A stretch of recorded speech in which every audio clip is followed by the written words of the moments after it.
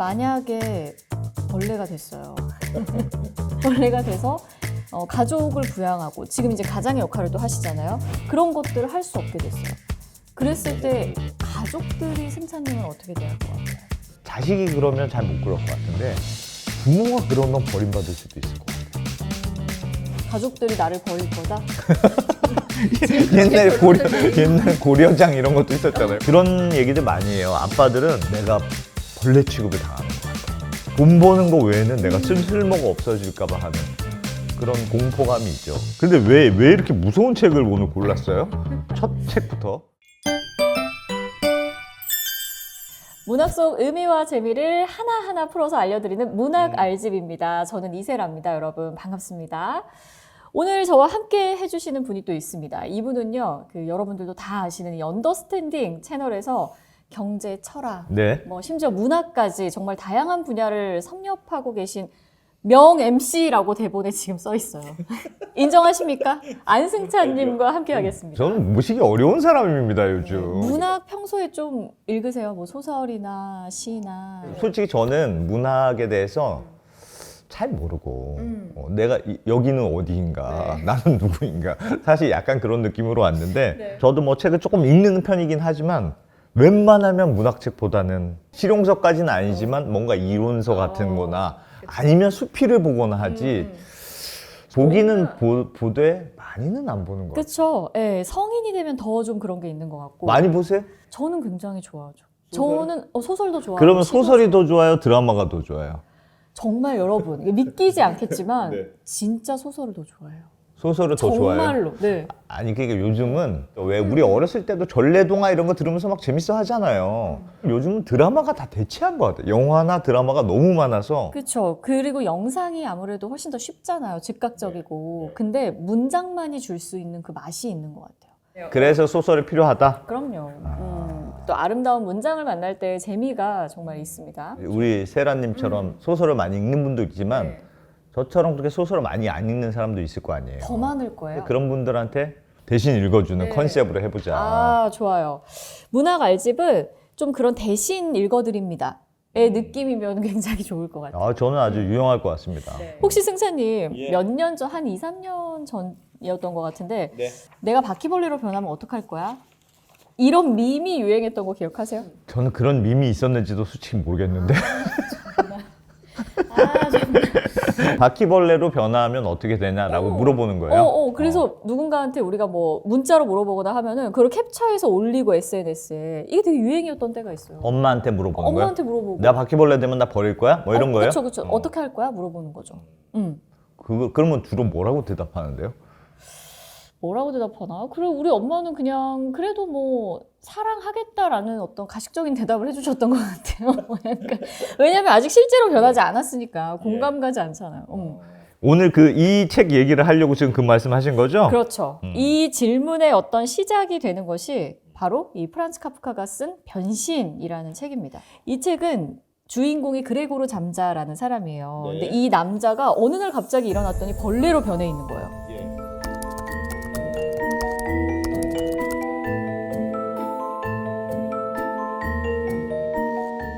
자다가 일어났더니 갑자기 그냥 느닷없이 눈 떴더니 벌레로 변했다 이렇게 시작하더군요. 네. 앞뒤 맥락 없이 보통 영화라면 내가 무슨 바이러스에 걸려서 어디 가서 실험실에 가서 뭐 그런 거라도 있어야 되는데 그냥 뜬금없는 거죠. 뜬금없이 눈 떴더니 난 벌레가 됐어로 시작되더군요.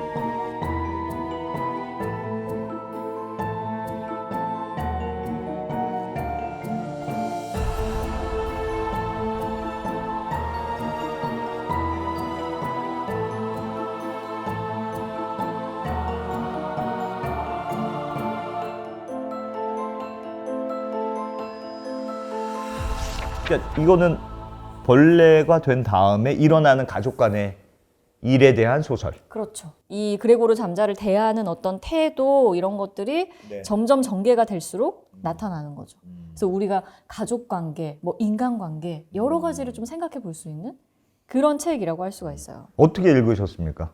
전 너무 마음이 아팠어요. 이 그레고르 잠자가 네. 너무 일단 불쌍하다. 네.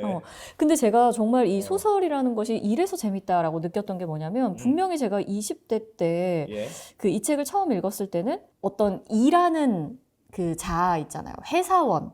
왜냐면 이 그레고르 잠자가 벌레로 변한 와중에도 출근을 걱정하거든요. 나 잘리면 어떡하지 뭐 이런 것들. 예. 그런 마음에 제가 공감이 갔었는데 다시 30대 후반이 돼가지고 이 책을 다시 읽으니까요. 그게 아니었어요. 가장의 마음. 내가 쓸모없는 인간이 됐을 때 그 소외되는 가장의 마음. 좀 더 공감 가지 않으셨어요? 저보다 어쩌면 더 공감 갔을 수도 있잖아요. 그런 얘기들 많이 해요. 아빠들은 내가 벌레 취급을 당하는 것 같아. 그런 얘기를 많이 듣죠. 왜냐하면 본인은 그러니까 여기서도 그렇잖아요. 이 그레고리라는 주인공이 나름 열심히 살면서 돈도 벌고 가족을 이제 부양한다고 생각하는데 이제 내가 쓸모없는 존재가 돼버리니까 갑자기 가족한테 버림받고 필요 없는 존재가 돼버린 것 같고 그런 굉장히 한국의 중년 남자들은 약간 이런 공포감이 있죠. 버림받는 것에 대한 그럼요. 공포감? 내가 쓸모가 없어질까 봐. 그러니까 돈 버는 거 외에는 내가 쓸모가 없어질까 봐 하는 그런 공포감이 있죠. 폭삭 속았수다 드라마에도 보면 아빠가 미친 듯이 일하잖아요. 그 아빠의 고민은 내가 벌지 않으면 이 가족은 무너진다는 일념하에 그렇게 해서 열심히 벌었는데 그 드라마에서는 아빠가 그래도 열심히 벌었잖아요. 근데 만약에 중간에 벌었는데 일을 못하게 됐다고 생각해봐. 아니면 그 진짜 벌레가 돼서 내가 일을 못하게 어마어마한 상실감이 있을걸요? 만약에 벌레가 됐어요. 그래서 벌레가 돼서 가족을 부양하고 지금 이제 가장의 역할을 또 하시잖아요. 그런 것들을 할 수 없게 됐어요. 그랬을 때 가족들이 승찬님은 어떻게 대할 것 같아요? 그게 이 책의 사실 포인트잖아요. 그렇죠. 이 책에서 제가 중년 남성으로서 이 책을 봤을 때는 뭐랄까 처음에는 그래도 좀 잘해주려고 하는 것 같아. 처음에는 그래요. 처음에는 살짝 걱정해주다가 마음도 아파하고. 그게 얼마 안 가더군요. 그게 너무 진짜 냉혹하게 보여주는 거야. 그러니까 처음에는 예를 들면 밥도 넣어주고 뭐 좀 걱정도 해주고 막 이러다가 시간이 지나면 지날수록 저거는 우리의 짐이야. 그렇죠. 그렇게 생각하는. 자식이 그러면 잘 못 그럴 것 같은데 부모가 그러면 버림받을 수도 있을 것 같아. 그럼 가족들이 나를 버릴 거다? 옛날 고려장 이런 것도 있었잖아요. 고려장 같은 게 되지 않을까? 근데 왜 이렇게 무서운 책을 오늘 골랐어요? 변신? 왜 이렇게 무서운 책을 골랐어요? 첫 책부터? 우리의 지금 삶에 대해서 알려주는 것들이 일단 많잖아요. 이게 한 몇 년도에 썼죠? 되게 오래된 책인 것 같던데? 거의 이제 100년이 넘은 책이에요. 그렇게 오래된 책이에요? 100년 전 소설이라고 하는데도 생각보다 재밌더군요, 이거는. 그렇죠. 예. 네. 이 소설이 아마 1912년, 15년 요 시기에 이제 쓰여졌으니까 뭐 110년도 넘은 소설인 거거든요. 당시에는 충격이었을 것 같은데? 그렇죠. 네. 근데 이 카프카가 이 소설을 썼던 때는 유럽이 뭔가 급격하게 산업화가 진행되면서 인간의 소외, 1900년대 초니까 그렇겠죠. 인간의 소외 이런 문제들이 사회적으로 막 대두되기 시작한 때였고 근데 인간인 본인들도 노동자들도 스스로 그런 것들을 인식하던 때였거든요. 근데 어떻게 보면 정말 클래식은 영원하다. 우리가 이런 것들을 떠올려 볼 수가 있는 게 110년 전에 쓰인 소설이지만 여전히 우리의 상황과 크게 벗어나 있지 않잖아요. 지금도 할 얘기가 꽤 있는 얘기인 것 같아요. 뭔가 이런 질문들을 우리가 하게 만들어요. 인간의 가치는 쓸모에 있는가? 그러니까 내가 뭔가 밥벌이를 못하고 가족 부양을 못하고 그러면 나는 더 이상 인간도 아닌가? 가치가 없는 건가? 존재 이유가 없는 건가? 아니 그러니까 이게 사실 저도 그런 생각을 많이 하긴 했어요. 그러니까 가족이라는 게 뭘까 이런 생각이 되게 들더군요. 이 책을 보니까 왜냐하면 우리는 드라마에서도 많이 보고 왜 가족의 끈끈함 누가 공경에 처하면 목숨을 버려가면서 이제 구해주는 그런 걸 이제 너무 당연하다고 생각하면서 살아왔는데, 그리고 만약에 그러니까 예를 들면 우리 애가, 저도 이제 딸들이 있는데 딸이 만약에 불 속에서 위험에 빠졌어. 그럼 내가 안 뛰어들 거냐? 뛰어들 것 같아요. 근데 부모의 마음은. 근데 만약에 실제로 그런 일이, 근데 그게 얘가 벌레로 보냈다면 달라질까? 부모와 자식 간의 관계라는 게 그냥 얘가 벌레로 변한 것일 뿐인데, 저도 약간 공감은 살짝 되더라고요. 그러니까 내가 부모가 됐는데 애가 바퀴벌레가 돼서 그 뭔가 이게 동의이 안 될 것 같은 그걸, 그래서 이게 벌레에 대한 혐오감이 있어서 그런 건지 아니면 진짜 가족 관계라는 게 그만큼 취약한 건지, 그럼 벌레가 아니면 강아지였으면 그래도 뛰어들지 않았을까? 막 그런 생각을 저도 했거든요. 누가 이런 밈 막 유행했을 때 누가 어떤 부부가 이런 것들을 막 했었는데, 제 기억에 쓰레받기에다가 이렇게 담아가지고 손도 대기 싫으니까 누가 쓰레받기에 담아서 아파트 밖으로 던지겠다라는 대답을 한 적이 있어요. 근데 그렇게 대답을 했던 이유가 뭐냐면, 벌레로 변한 너는 이미 너가 아니기 때문에. 옛날에 학교 다닐 때 아이덴티티라는 단어, 한국말로 하면 정체성이라는 단어를 배우는데, 되게 제가 흥미로웠던 질문이 어떤 거였냐면, 어렸을 때 예를 들면 어린 시절의 이세라와 성인이 됐을 때 이세라는 뭐 비슷하긴 하지만 키도 다르고 얼굴도 많이 달라졌고 뭐 생각도 달라지고 뭐 하나 비슷한 게 많이 없단 말이에요. 근데 왜 어린 시절에도 이세라라고 부르고 컸을 때도 같은 이세라라고 부를까? 이름이니까. 아니, 이거 뭐 당연한 말 하나만 하는 말을 하고 있어, 승자님 지금. 같은 이름인데 예를 들면 두 어린 이세라와 어른 이세라가 같이 있다고 생각하면 너무 달라 보이는데, 그러면 그 같은 사람으로 보게 만드는 그 썸씽은 무엇인가? 그게 바로 그 썸씽이 정체성이라는 거예요. 예를 들면 그래서 어떤 사람이 그렇게 질문하더라고. 예를 들면 너 팔이 하나 없다고 생각해봐. 그러면 계속 너야? 그래서 저 팔이 없어도 나지. 그러면 머리가 없다고 생각해봐. 그럼 너야? 머리가 없다고 생각하면 좀 아닌 것 같기도 하고.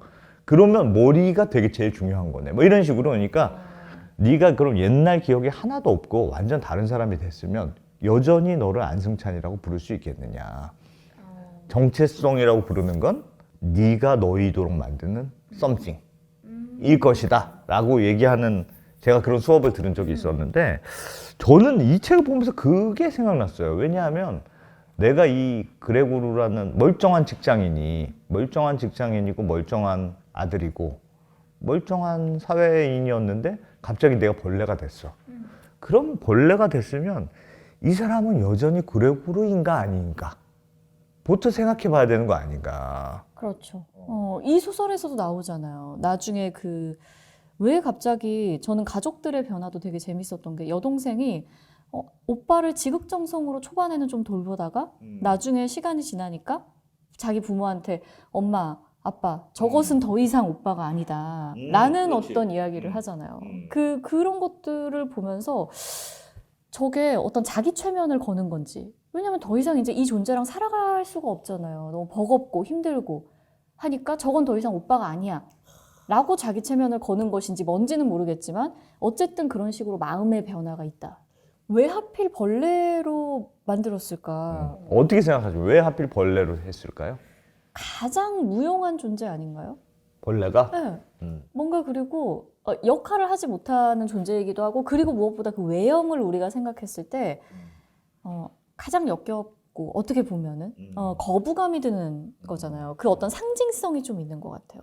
그래서 우리는 사실 카프카의 이 변신에 나오는 벌레가 바퀴벌레라고 생각하는 게 많은데, 사실은 카프카가 이 책을 쓸 때는 딱 바퀴벌레라고 상정해두지는 않았거든요. 그냥 뭔가 그 유독한 존재, 독충이 있는 존재, 약간 이런 느낌이지 바퀴벌레라고 상정은 하지 않았지만, 그냥 근데 벌레를 묘사하는 그거를 보면서 우리가 바퀴벌레일 거야 라고 그냥 이렇게 생각하는 거죠. 카프카가 실제로 출판사한테 이런 부탁을 하기도 해요. 벌레 그리지 말라고. 왜? 벌레를 그려야지? 연상이 딱 되는 순간 우리의 상상력이 갇히는 느낌 안 들어요? 사파가 있으면 딱 그렇게만 자꾸 생각하니까 근데 그 벌레에서 더 이상 벗어날 수 없잖아. 근데 이 여기 소설에 있는 것처럼 뭐 등껍질이 뭐 딱딱하고 내 다리가 뭐 허우적거리고 딱 느낌이 바퀴벌레던데. 이런 것들 우리가 상상할 수 있잖아요. 예. 지금 하시는 것처럼 바퀴벌레 아니야? 뭐 이런 식으로. 등이 딱딱하고 표현은 그런 게 있었어요. 발이 연약한 발이 많았다. 기억나요. 연약한 발이 이렇게 한다는 거잖아요. 이렇게 파닥거리는 느낌. 그거 딱 상상이 바퀴벌레인데. 되잖아요. 근데 이제 그리는 순간 기내 같은 건가? 그리는 순간 우리가 상상할 수가 없잖아요.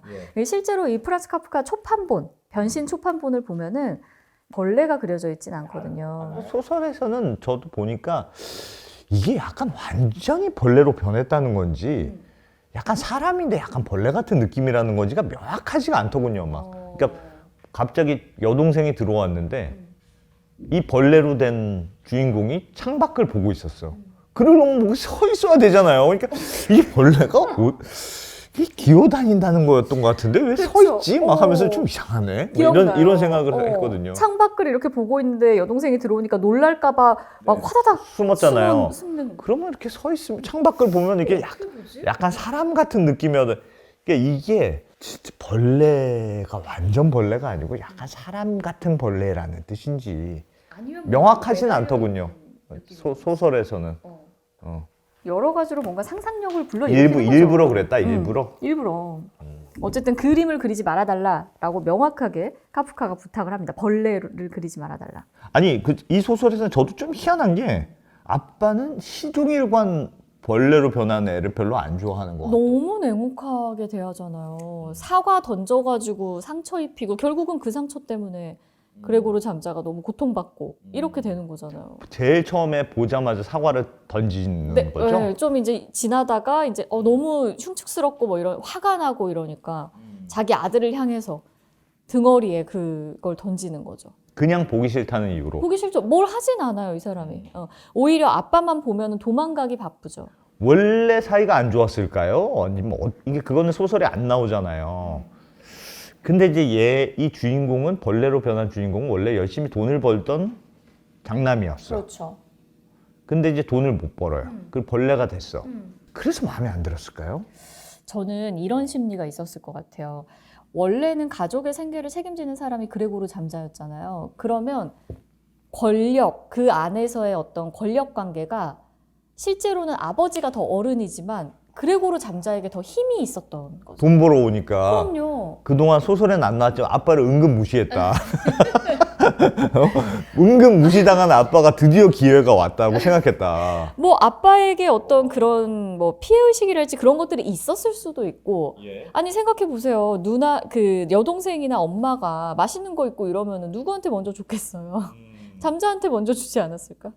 뭔가 그런 미묘한 권력 관계나 구도나 이런 것들이 아마 있었을 거라고 저는 생각을 하고 그런 게 무너졌을 때 이제 표출이 되는 것이죠. 어떤 분노나 이런 식으로. 이 주인공인 그레고르 잠자의 아버지가 어떻게 보면은 프란츠 카프카의 실제 아버지의 모습과 굉장히 닮았을 수 있다라는 그 나름 근거가 있는 추측이 이제 가능한 게 이 카프카가 쓴 책 중에서 아버지께 드리는 긴 편지라는 책이 있어요. 정말 아버지께 드리는 편지. 아, 진짜 편지를 쓴 거예요? 정말 편지.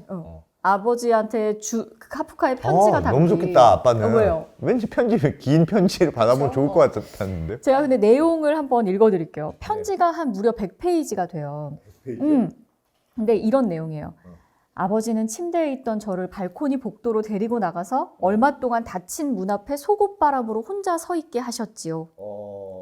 당시 저는 그 일이 있고 나서 곧 유순해졌지만 속으로는 그때 입은 마음의 상처를 계속 안고 있어야 했습니다. 어떤 트라우마적인 기억이 있는 거예요. 아버지와의 관계에서. 요즘으로 치면 아동폭력인데. 그렇죠. 그러면서 이런 말을 해요. 그러니까 나는 아버지께 그토록 아무것도 아닌 하잘것없는 존재였구나. 이런 아픔에 부대꼈던 겁니다. 그레고르 잠자의 이 주인공의 마음이 딱 그렇지 않나요? 이 안에서 아버지가 뭐 자기한테 사과 던지고 뭐 어쩌고 할 때 이 사람의 마음이 딱 그런 거잖아요. 나는 정말 아무것도 아닌 하잘것없는 존재였구나. 그러니까 기본적으로 이 사람은 제대로 사랑받아 본 적이 없다. 카프카는.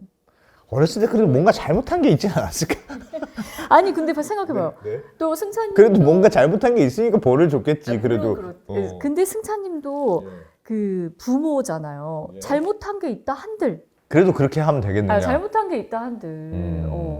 이 아이의 어떤 자존이나 이런 것들을 무너뜨릴 정도까지 체벌을 한다거나 이런 것들은 하지 않겠죠. 근데 기본적으로 이 카프카와 아버지의 관계는 그게 이제 안 됐던 관계인 것 같고, 이 카프카의 일기 이거를 보면은 카프카라는 사람이 정말 두껍죠.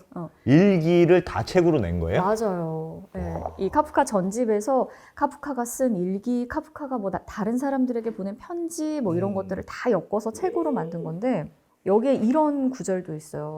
아니 이런 책을 봤어요? 아니 왜 이런 짓을? 저는 이제 발췌독만 네, 발췌독만 네, 하는데 이렇게 이런 거죠. 나를 잡고 놓지 않았던 것은 주로 내 저술 작업이었다. 이 작업이 결혼으로 방해받는다고 나는 믿었기 때문이다. 그래서 결혼 안 했다? 평생 안 했어요. 평생 독신이었고 파혼을 좀 반복하죠. 결혼을 하려다가 못하고 하려다가 못하고. 신중한 스타일이네. 너무 피키했네. 너무 고르려고 했네. 고르려고 결국은 그 누군가와 함께 한다라는 거를 감당하지 못했던 사람 같아요. 누군가와 함께 하고 싶은 마음은 항상 있었던 것 같은데 결국은 그 선을 넘지 못했던. 근데 여기서 카프카의 일기에서는 내 저술 활동 때문이다 라고 이야기를 하고는 있으나, 그러나 뭐 그게 맞을 수도 있지만, 그러나 쭉 보다 보면은 이 사람은 그냥 누군가와 관계 맺는 것 자체가 그 쉽지 않은 사람이었구나. 이 소설에서도 저도 어떤 느낌이 들었냐면 좀 이렇게 외로워하는 것 같다는 생각은 꽤 들더군요. 그러니까 내가 벌레가 됐는데 이렇게 생각해 보면 벌레가 돼서 가족들이 다 무시하고 막 징그럽다고 생각하고 그러잖아요. 그런데 나중에는 사실 뭐 죽어도 아유 속 시원하네. 막 거의 그런 느낌이던데. 막 여행 가잖아요, 나중에는. 거의 그런 느낌이던데 그 주인공 입장에서는 내가 사랑받는 법은 열심히 돈을 버는 게 방법이 아니었을까? 막 그런 느낌은 들더군요. 그래서 처음에 벌레로 변신했을 때도 그 장면도 인상적이던데, 처음에 벌레로 변신해 제일 걱정하는 게 보통 내가 눈 뜨고 떴으면 내가 다리가 막 이상해지고 벌레가 됐으면 스스로를 걱정해야 되는데 내 출근 안 한 걸 걱정 안 하잖아요. 아 오늘 할 일 많은데 내가 집에 이러고 있어도 되나, 그걸 걱정하는 걸 보고 이게 현대인의 좀 서글픈 면이라는 생각도 들지만, 다른 한편에서는 이 사람은 열심히 내가 회사에 나가서 돈을 버는 게 내가 사랑받는 법이야 라는 그런 약간 절박함이 있었던 거 아닐까? 그런 생각도 했어요. 맞아요. 정말 있을 거라고 생각하는 게, 지금 승찬님 얘기 듣고 제가 딱 떠올랐던 게, 혹시 그런 대목 기억나세요? 매니저가 오잖아요. 찾아오잖아요. 얘가 출근을 안 하니까는 자기 상사가 집에 찾아오는데 도대체 너 출근 왜 안 하니? 왜 안 하냐. 근데 이러면서 자기의 어떤 잘 못했던 혹은 이제 모자란 모습들, 직장에서 이런 것들을 자기 엄마나 아빠에게 얘기할까봐 그 안에서 엄청 전전긍긍하잖아요. 그런 얘기는 하지 말아주세요. 계속 이제 막 얘기하잖아요. 그것도 약간 일종의 인정 욕구랑 다 있을 수 있죠. 약간 불쌍한 느낌이 들더라고. 그래서 그러니까 원래 카프카도 살짝 그런 스타일이었나 봐요. 실제 삶이 그랬던 것 같고, 결혼도 안 하고 뭐 제대로 어렸을 때부터 사랑받지도 못했고, 그래서 우리가 아까 왜 하필 벌레였을까라고 이야기를 했잖아요. 어쩌면 여기 카프카가 아버지한테 보낸 편지에서도 나오잖아요. 나는 아버지께 그토록 아무것도 아닌 하잘것없는 존재였구나. 이런 아픔에 부대꼈다라는 구절에서도 나오듯이 이게 벌레로 변한 자아만이 느낄 수 있는 거잖아요. 애초에 이 평소에도 내가 벌레가 된 것 같은 느낌을 받았나 보다. 내가 정말 하찮은 그 벌레 취급을 받고 있구나. 이 관계에서. 어떻게 보면 가장 사랑받아야 될 관계에서. 그런 게 있었던 거겠죠. 가장 사랑받는다는 게 쉽지가 않죠, 사실. 어떻게 보면 사랑받는다는 거는 쉬운 일이 아닌 것 같아요. 사랑받으려고 그래서 그렇게 애쓰는 거 아니에요? 가족들한테도 그렇게 생각해보면 진짜로 그런 생각이, 이게 잘 안 일어나겠지만 진짜로 내가 벌레가 됐다.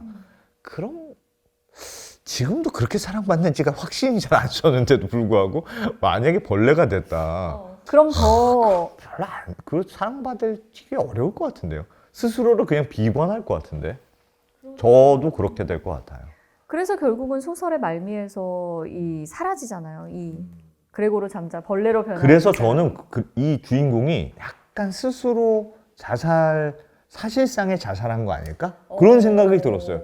왜냐면 구체적으로 왜 죽었는지가 안 나오잖아요. 맞아요. 네. 근데 스름스름 그냥 앓다가 밥을 잘 안 먹고 그러다가 그냥 어느 날 가보니까 죽어 있더라. 그냥 그런 거 아닙니까? 그러면 스스로 죽음을 선택한 것 같다. 안 먹고 아사를 선택했다. 아니면 해방일 수도 있잖아요. 나 이제 이런 삶을 끝낼래. 너무 고통스러워. 스스로를 해방시키는 걸 수도 있잖아요. 그럴 수도 있겠네요. 그럴 수도 있겠어요. 죽는 순간에 그레고로 잠자는 어떤 마음이었을까요?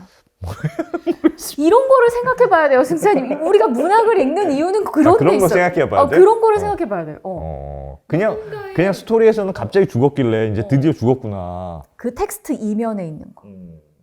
이 자살이야 해방이야 뭐야. 그리고 죽음을 만약에 선택했다면 그 순간 이 사람은 어떤 감정을 느꼈을까? 홀가분함에 더 가까웠을까? 아니면 내 인생, 내 팔자 너무 불쌍하다. 뭐 이런 거였을까? 마지막 순간에 떠올렸던 감정은 뭘까? 이런 것들. 예. 마지막 순간에는 가족이고 뭐고 다 필요 없구나. 이런 생각을 하지 않았을까. 그랬을 수도 있죠. 예, 그랬을 수도 있죠. 나 혼자 잘 먹고 잘 살자. 나 혼자 잘 먹고 잘 살자. 그럴 수도 있죠. 이 카프카는 어쩌면 근데 죽고 나서 이런 생각을 했을 수도 있어요. 친구고 뭐고 다 필요 없다.